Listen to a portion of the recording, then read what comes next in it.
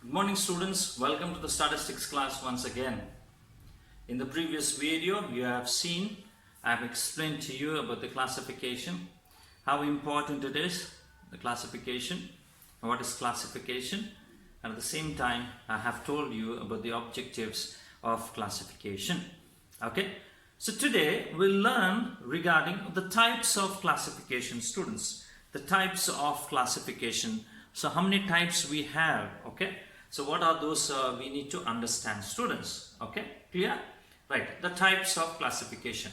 So for us, the classification is done, right, or we have four types of classification, students. Okay, classification is being broadly classified into four ways or four types. What are those? Number one is called as chronological classification, students. It is also called as temporal. Okay, temporal. The other name is called as temporal. Chronological classification is the one.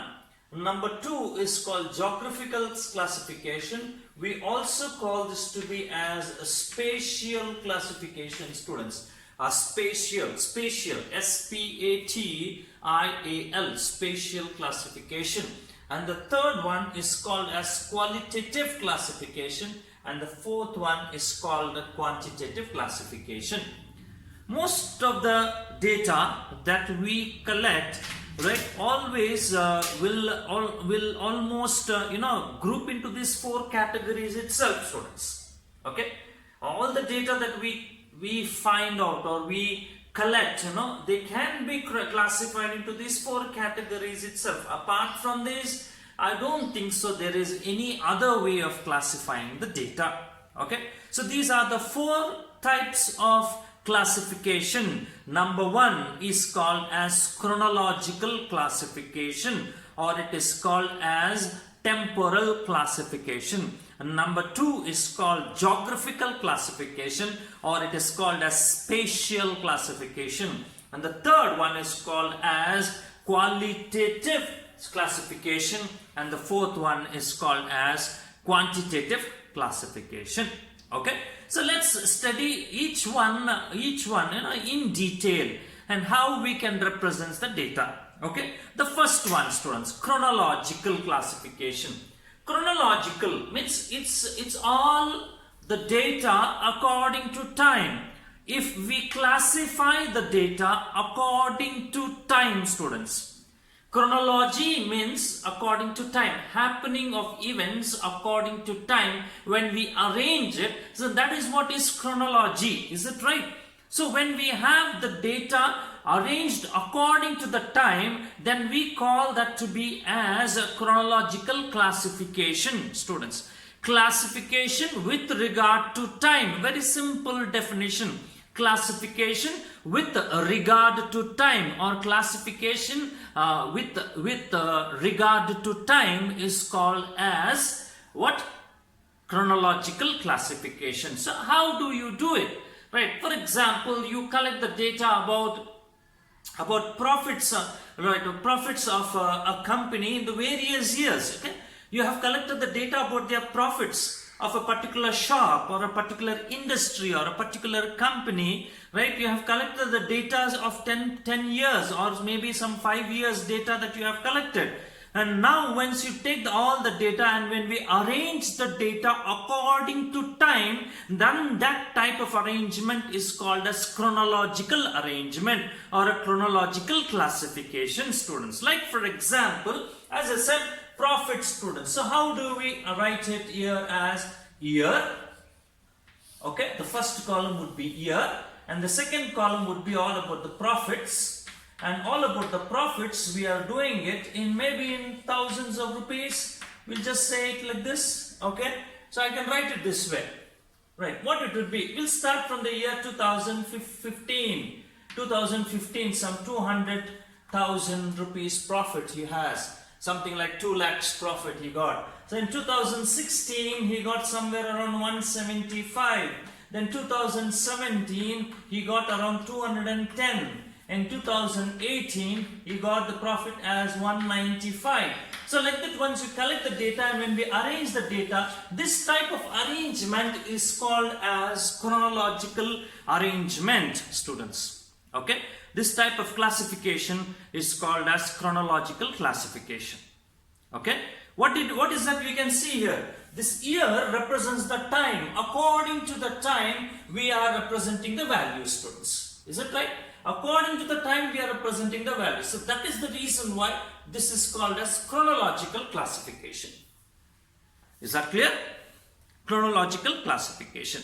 Now, the second one. What is that second one? It is called as geographical classification, or it is called as spatial classification, students. Geographical classification. What do you mean by geography? Geography is the study is a study about places. Is it right? Study about localities, study about regions. Right? We have to study about climatic changes. We have to study about this particular city called Hubli city. We have to see about its atmospheric pressure. What would be the temperature? Right? What are the seasons that we see here? All this, when we see, it's nothing but we are studying about Hubli, and it's nothing but called as geography. We are studying geography of Hubli. Is it right? So geography means it's all about study about places. That means if ever we collect the data from various places, various locations, various regions, and we arrange them according to that region wise, according to the places, according to their area wise, when we arrange the data, then that type of an arrangement will be called as geographical classification. Right? Or it is called as spatial classification. Like for example, students, okay, there are so many students coming to our college. There are so many students coming to our college, right? And from different localities of Hubli city. Is it right? Different localities of Hubli city. Some comes from the Gadag Road side, some comes from this Gopunkoppa area, some comes from Vidyanagar side, some comes from Gokul Road area, some from the CBT area. Different regions, from different regions, they come and study in our college. Now when we have to classify the students according to their area wise, then this is how we do the classification, students. So what I'll do is, I'll take the first column as area, okay, and the next column would be of number of students. Number of students. What it would be, the area and number of students. Like for example, as I said, it is all about Gadag Road area. Now Gadag Road area, how many students? Maybe around 30 students. Number of students. Okay. Then Old Hubli, somewhere around 50 students come from that area. Then from CBT area, right, some around 25 students come. And from the Keshwapur area, right, Keshwapur, somewhere we see around 55 students come from Keshwapur area. Now what that data represents here? We are classifying the data according to the areas, according to the places, according to the localities. This type of classification is called as geographical classification, or it is called as spatial classification, students. Okay, right. This is what is the second one. What is this third one? Third one is called as qualitative classification. Okay, qualitative classification. Right, qualitative means that characteristics which cannot be numerically measurable. Okay, qualitative characteristics is the characteristics which cannot be numerically measurable. Right, what is this numerically measurable which is not numerically measurable? Like for example, religion. Can we measure religion? Can we measure any religion? Right, we can only identify he is a Christian, he is an Hindu, he is a Muslim. Right, we can only say that. We cannot measure it, how much Christian he is, how much Hindu is, how much Muslim is. We cannot. We can only count the number. No measurements can be done. So such type of characteristics are called qualitative characteristics which cannot be measured. So number of students coming to our college, we cannot expect only one community to be present in our college. Various right? This India is a secular country. We have so many communities living in this in our localities or in our place also in our India. So there are so many students coming, right, to come and study in the college. So at that point of time, then we can separate the students according to their religion. According to the religion, when we separate them, then it would be called as qualitative classification, students. It would be called as what? Qualitative classification. So for example, it would be like this, students. Say religion. I will take religion and the number of students in a particular college. Okay, let's start with Hindus. Okay, so there are somewhere around 200 students. Okay, then we come across with Muslims, somewhere around 150 students. Then we have Christians, right? It will be somewhere around 75 students, like this. When we classify the students according to the religion, okay, when we classify the students according to the religion, then it will be called as what? Qualitative classification, students, right? So what do you mean by qualitative? That qualitative characteristic means that characteristics which cannot be measured. So when we classify them according to that, then it will be called as qualitative classification, students. Okay. So in this, students, we come across with something called dichotomous classification. Dichotomous classification is classification of two types. Okay, we can divide into two parts. Dichotomous. Okay, it is of two types, two parts we can divide. So like that, one-way classification, two-way classification, we can do it. Then we have it this dichotomous, that is two-way classification, we can do it. So there are varieties, and this comes only in this qualitative classification only, students. So this is what you need to understand. Okay. The next and the last one is called as what? Quantitative classification, students. Quantitative classification. Now what is this quantitative classification? Again, we are speaking about the characteristic. Any characteristic which is numerically measurable. Any characteristic which is numerically measurable will be called as quantitative classification. Quantitative characteristic. Okay? Any characteristic which can be numerically measurable. Like for example, heights. Can we measure? Yes, heights can be measured. Weights can we measure? Yes, weights can be measured. Age can we measure? Yes, we can measure. Fine. Right. Income can we measure? Yes, there is a unit of measurements for all these. That's what we have it. When we have the data like that, so we collect the data about heights, we collect the data about weights. These are all variable, students. These are all quantitative characteristics. So when we classify the data according to quantitative characteristics, or when we classify the data according to the variable, then it would be called as quantitative classification. Say for example, heights. Okay.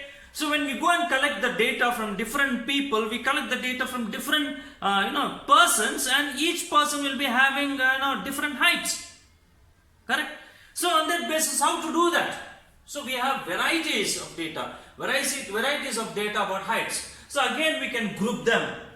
We can group them in terms of, right? Like for example, if the data is collected according to the heights in centimeters, so we can denote like this, heights in centimeters. So we'll start. Okay. So 120 to 130 centimeters. So how many people are there? We can write some number. So 130 to 140, how many people are there? We can write some number. 140 to 150, how many are there? 150 to 160, how many? Like this, when we can group them according to the variable, according to the quantitative characteristic, then it is called as what? Quantitative classification, students. So classification according to the variable, or classification with regard to variable, is called as quantitative classification. So these four types can be simple, examples can be given, and simple definitions also can be given. Okay. So what would be the definition? Chronological classification according to time. And the example is years and profits. You can write. Classification according to regions or according to localities is called as geographical classification. You can say number of students coming to a college from various localities. Okay. Then classification according to attribute. Classification according to attribute. Like for example, religion, right? Like example, their what you can say, their sex. That is whether it's a boy or a girl. Fine. Like this we can come, whether they come from rich class, whether they come from the middle class, whether they come from the poor class, or whether they are, we can group them, right? These are all the things that cannot be measured. We can only just count them. So like that, classification according to attribute is called as qualitative classification. Classification according to variable, which can be measurable, then it is called as quantitative classification, students. Okay, so these are the 4 types of classifications that we have, students. Okay, so I hope you have understood these, and this is also very important question, students. So they may ask you, what is classification? Mention the types of classification with examples, they say, or explain the types of classification with examples for 5 marks. So it's a very important question, students. Please understand this. If you have not followed it, just rewind this video back and watch it again so that you can better understand. If you still don't understand, okay, you can only just give a call to me or text me, then I am there to help you out. Okay, thank you very much. Bye bye, take care.